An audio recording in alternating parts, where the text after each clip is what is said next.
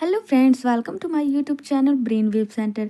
आज हम पढ़ने वाले हैं कॉम्पटन इफ़ेक्ट, जो मॉडर्न फिजिक्स का बहुत इंपॉर्टेंट टॉपिक है। इस टॉपिक से न्यूमेरिकल डेरिवेशन और शॉर्ट क्वेश्चन डायरेक्ट एग्जाम में आते हैं। तो कॉम्पटन इफ़ेक्ट ने ये प्रूव किया कि लाइट पार्टिकल की तरह क्या करते हैं, बिहेव करते हैं। लाइट क्या करते हैं, पार्टिकल की तरह बिहेव करते हैं। तो सबसे पहले हम क्या जानेंगे कि कॉम्पटन इफ़ेक्ट क्या होता है। तो कॉम्पटन इफ़ेक्ट क्या होता है, तो सबसे पहले देख लेते हैं। कोई भी यहाँ पर कोई भी क्या हो गया, कोई भी सरफेस हो गया जिसमें क्या है, इलेक्ट्रॉन आपके क्या है, लूजली बाउंडेड हैं, जिसमें कि इलेक्ट्रॉन या तो फ्री हैं और या तो कैसे हैं, लूजली बाउंडेड हैं। कि इलेक्ट्रॉन्स आपके क्या हैं, या तो लूजली बाउंडेड हैं या फिर फ्री इलेक्ट्रॉन्स हैं इसमें। तो जब कोई भी रेडिएशन आपकी ये एक सर्टेन यानी एक हाई फ्रिक्वेंसी की रेडिएशन क्या होगी, ये फॉल करेगी ये किसी ये फ्री या लूजली बाउंडेड इलेक्ट्रॉन सरफेस पे, तो वो जो रेडिएशन होगी वो क्या हो जाएगी, स्कैटर्ड हो जाएगी। वो रेडिएशन क्या हो जाएगी, स्कैटर्ड हो जाएगी, जिसकी वेवलेंथ क्या हो जाएगी, इंक्रीज हो जाएगी। तो यहाँ जो वेवलेंथ थी ये क्या थी, कम थी, और इसकी वेवलेंथ क्या हो जाएगी, हाई हो जाएगी। इसमें क्या हो जाएगी, जो आपकी ये म्यू, इसकी फ्रीक्वेंसी क्या होती है, इंसिडेंट फ्रीक्वेंसी ये लो होती है, एंड जो आपका वेवलेंथ होता है वो क्या होता है, हाई होता है। तो इसमें फ्रीक्वेंसी जो होती है हमारी वो इन्वर्सली प्रोपोर्शनल होती है किसके, वेवलेंथ की। तो इसी ये प्रोसेस को हम क्या कहते हैं, कॉम्पटन इफेक्ट। कॉम्पटन इफेक्ट किसे कहते हैं कि जब कोई हाई फ्रीक्वेंसी या रेडिएशन जैसे कि एक्सरे या गामा रे किसी फ्री या लूजली बाउंडेड इलेक्ट्रॉन पर फॉल करती है तो स्कैटर्ड रेडिएशन की वेवलेंथ इंक्रीज हो जाती है। इस फिनोमिना को हम लोग क्या कहते हैं, कॉम्पटन इफेक्ट कहते हैं। इसमें देखिए एक की पॉइंट है जिसमें कि आपका जो फ्रीक्वेंसी होता है वो डिक्रीज होती है, वेवलेंथ क्या होता है, इंक्रीज होता है। दैट मीन्स दिस, यानी कि ये जो फ्रीक्वेंसी होती है वो क्या है, डायरेक्टली इन्वर्सली प्रोपोर्शनल है वेवलेंथ के। अब देखिए कॉम्पटन इफेक्ट क्या होता है, आई होप आप सभी को अच्छे से समझ में आ गया होगा। अब हम देखते हैं कि ये क्लासिकल फिजिक्स क्या कहती है, यानी कि क्लासिकल वेव थियरी ये क्या कहती है। तो देखिए कि वेवलेंथ सिर्फ जो होता है वो इंटेंसिटी पर डिपेंड करता है, बट एक्सपेरिमेंट में वेवलेंथ स्कैटरिंग एंगल पर डिपेंड कर रहा है।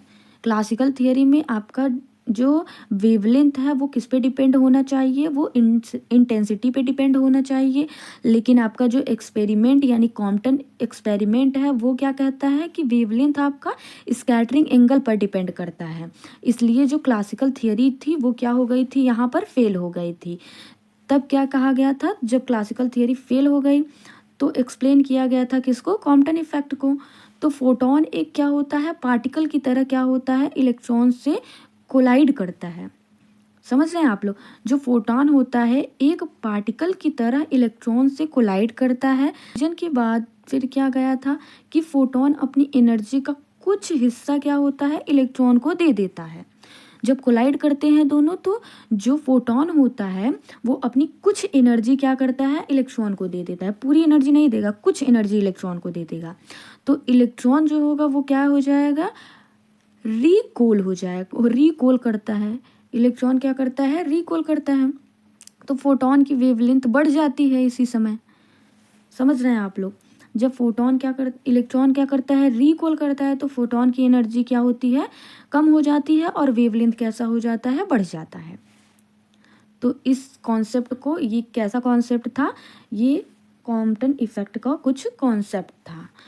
अब हम लोग थोड़ा नोट्स की ओर चलते हैं कि नोट्स में आप लोग सब कैसे लिखेंगे। आई होप जितना बातें मैंने आप लोगों को अभी बताई हैं सारी बातें क्लियर हो गई होंगी। तो नोट्स में आप लोग नोट डाउन कैसे करेंगे वो चलिए देखते हैं। तो देखिए student, Compton effect, this experiment is perform by author H Compton. इस एक्सपेरिमेंट को किसने परफॉर्म किया था, कॉम्पटन ने, जिनका पूरा नेम क्या था, H Compton. When monochromatic light, जब कोई भी monochromatic light like is x ray और gamma ray ETC are allowed to incident on the substance, यानी कि जब कोई मोनोक्रोमैटिक लाइट जैसे कि एक्स रे या गामा रे किसी या सरफेस पे इंसिडेंट होती हैं ऑफ लो एटॉमिक वेट के साथ में इंसिडेंट होती है, जैसे कि कार्बन या other lighter atom. The scattered x ray और gamma ray have wavelength larger than the of incident ray. यानी कि देखिए, जब कोई मोनोक्रोमेटिक लाइट किसी सरफेस पर इंसिडेंट होती है लो एटॉमिक वेट के साथ में, तो एक्स रे और गामा रे क्या हो जाता है, स्कैटर्ड हो जाता है, जिसकी वेवलेंथ इंसिडेंट रेडिएशन की अपेक्षा ज़्यादा होती है। द स्कैटर्ड रे have low frequency that is lower energy. यानी कि जो स्कैटर्ड रे की क्या होती है, फ्रीक्वेंसी होती है, वो कैसी होती है, लो होती है, तो उसकी एनर्जी भी कैसी होगी, लो होगी then incident X ray. Therefore इसलिए एक्स रे क्या करता है, contain radiation of a higher wavelength. X ray high wavelength के रेडिएशन को कंटेन करता है। This effect is known as a Compton effect. इस इफेक्ट को हम लोग क्या कहते हैं, कॉम्पटन इफेक्ट कहते हैं। तो देखिए, इंसिडेंट रे वेवलेंथ क्या हो जाएगा, कम हो जाएगा, स्कैटर्ड वेवलेंथ जो हो जाएगा वो हाई हो जाएगा।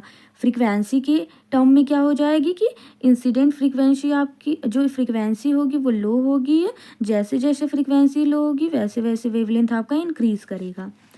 तो देखिए, according to law of conservation of energy and law of conservation of momentum by applying de Broglie equation.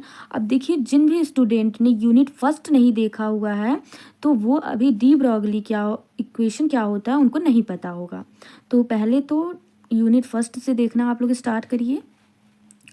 तो de Broglie equation lambda is equal to H upon P होता है। पी की जगह पर एम इंटू वी भी लिख सकते हैं, और पी इज इक्वल टू, इसको हम पी के फॉर्म में, मोमेंटम के फॉर्म में कैसे लिखेंगे, P is equal to H upon lambda, then इसका मल्टीप्लाई इसमें, इसका इसमें, पी की वैल्यू लिखने के लिए ये एच अपॉन लेमडा। तो यहाँ से देखिए, या फिर लिख सकते हैं p is equal to H upon lambda की वैल्यू क्या होती है, सी अपॉन न्यू होती है। तो p is equal to H upon, अब न्यू की वैल्यू क्या हो, अब देखिए 1 एच अपॉन 1, देन इसका मल्टीप्लाई इसमें, इसका मल्टीप्लाई इसमें, तो p is equal to H nu upon c आ जाएगा।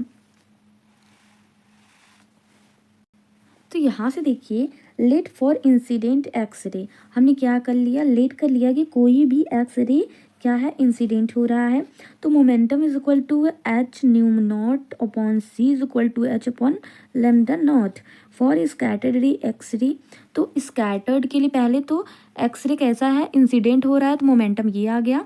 देन अगर इस एक्स रे आपका स्कैटर्ड हो रहा है तो मोमेंटम आपका H nu dash upon C is equal to H upon lambda dash हो जाएगा। According to Compton effect the difference between wavelength of light, तो डेल्टा एच, डिफरेंस को हम लोग किससे रिप्रेजेंट करते हैं, डेल्टा से। देन वेवलेंथ में डिफरेंस है तो इसको लैम्डा लिखेंगे is equal to lambda dash minus lambda. तो delta lambda is equal to lambda dash की वैल्यू क्या हो जाएगी, यहाँ से h upon m not c 1 minus cos theta, ये वैल्यू आ जाएगी। जहाँ पर आपकी जो लैम्डा डैश है वो इंसिडेंट वेवलेंथ हो जाएगी, लैम्डा है स्कैटर्ड वेवलेंथ हो जाएगी, M not M mass of electron हो जाएगा, सी आपका वेलोसिटी ऑफ लाइट हो जाएगी, ये थीटा आपका angle of between scattered light and incident light, H is equal to a Planck constant हो जाएगा। देन आपको फिगर ड्रॉ करना है। तो ये देखिए, आपकी वेवलेंथ आ रही है, कोई भी या हाई फ्रीक्वेंसी की रेडिएशन है जिसका वेवलेंथ लैम्डा है, इंसिडेंट फोटोन है। देन किसी सरफेस या लूज बाउंड इलेक्ट्रॉन पर क्या कर रही है, इंसिडेंट हो रही है, तो ये स्कैटर्ड हो जाएगी। ये एंगल्स ये है आपका फाई एंड थीटा एंगल है। लैम्डा यहाँ पर क्या है, स्कैटर्ड वेवलेंथ है, इलेक्ट्रॉन है आपका। तो फर्स्ट केस हो जाएगा आपका, इफ़ यदि ये थीटा आपका 0 डिग्री हो जाएगा, then cos theta is equal to 1 हो जाएगा, तो लैम्डा की value 0। There is no Compton effect, यहाँ पर कोई भी कॉम्पटन इफेक्ट नहीं होगा जब एंगल आपका 0 डिग्री होगा। सेकेंड कंडीशन जो हो जाएगी आपकी, if theta is equal to 90 degree, then 90 degree हो जाएगी, देन कॉस थीटा, तो थीटा की जगह पर 90 डिग्री इज इक्वल टू 0 आ जाएगा। कॉस 90 डिग्री की वैल्यू 0 होती है, तो यहाँ पर delta lambda is equal to क्या हो जाएगा, एच अपान M0C हो जाएगी या M0C कह सकते हैं। तो यहाँ पर कॉम्पटन इफेक्ट पॉसिबल है। सो ये रहा आपका पूरी की पूरी टॉपिक कॉम्पटन इफेक्ट का, जो कि आपसे 20 मार्क्स में भी पूछ लिया जाता है एग्जाम में। देन आपसे 5 मार्क्स या 2 मार्क्स में भी पूछ लिया जाता है। 2 मार्क्स में पूछेगा तो ओनली ये कॉम्पटन इफेक्ट की डेफिनेशन पूछेगा। देन अगर आपसे 20 मार्क्स में पूछता है तो ये सभी भी आपको करके आना है। सो आई होप स्टूडेंट्स आप सभी को क्लियर हो गया होगा। आज की जितनी भी मैंने टॉपिक्स क्लियर कराई हैं सभी टॉपिक्स क्लियर हो गई होंगी। जिन भी स्टूडेंट को नहीं क्लियर हुई हैं, जहाँ भी कहीं प्रॉब्लम आ रहा है, वो कमेंट बॉक्स में कमेंट कर सकते हैं। वीडियोस पसंद आ रही हो तो लाइक कीजिएगा, चैनल को ज़रूर से सब्सक्राइब कीजिएगा और अपने दोस्तों में शेयर भी कीजिएगा। तब तक के लिए आप सभी अच्छे से पढ़ाई करिए। Thank you so much. Take care.